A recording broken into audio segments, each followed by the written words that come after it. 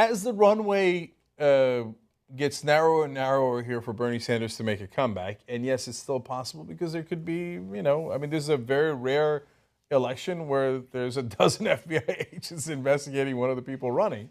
Again, people ignore that, and probably she's too powerful, and I get all that. But anyway, I'm just saying that it is in some way possible. But as that reality gets closer to happening, and Hillary Clinton being the nominee, that's why today on the first hour of the show, I got worked up, to say the least, right? Like, I'm almost, like, sometimes you're at home in the old days and you yell at the TV, right? Like, I'm yelling at the camera, like, to try to wake people up. Because she's not a great candidate. She's not. I feel like I see my friends walking into an ambush, and I'm yelling at them like, don't go there! Don't go there! And they think, oh, that guy's my enemy. He's yelling at me. I'm not your enemy. I'm your friend. I don't want Donald Trump to win. I don't want a fascist to win, right? But one, I didn't want you to be corporatist in the first place because that doesn't help you. But two, okay, fine. But don't go in that direction because it's an ambush. It's, as Admiral Akbar would say, it's a trap. So here she is losing by 4 points in Ohio to Donald Trump. And Huffington Post says, no, in a combination of polls, she's up by 1 in Ohio. That's comforting? Yes. That you're only up by 1. That's a statistical tie in Ohio with a monster like Donald Trump.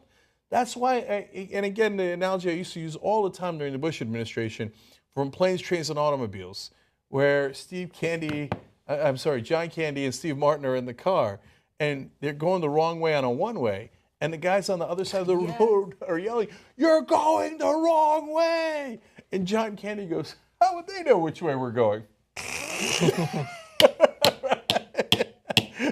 And then they get hit by 2 trucks. Yep. So I see the trucks. It's tragic. And I'm trying to tell you, because the race isn't over, and the superdelegates haven't voted, and the convention hasn't happened, and it's a slow motion train wreck. It is. I know I've done a lot of metaphors here, but like, you're watching the trains about to collide. She's not a good candidate. She has a net negative 20 in favorables. She's the least popular Democratic candidate we have ever had. And you've got a monster on the other side, and you're just walking right into that trap. And everybody on TV is saying, oh, don't worry about the trap. Don't worry about the trucks. Just keep on going. We got this. And everybody today on TV is yelling, ignore the polls, ignore the polls. At your peril, at all of our peril. So that's what we're trying to prevent.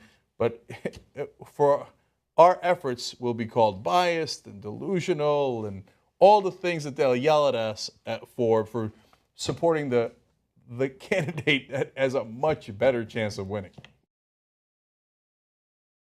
Don't support the phonies. Support the real. You know what I mean? How can these people be talking about how they so real and they don't care about our communities? How can they be talking about what they, all this, the hood, blah, blah, blah, blah. They don't care about our communities. You know what I mean? Listen to the words that people say in their lyrics.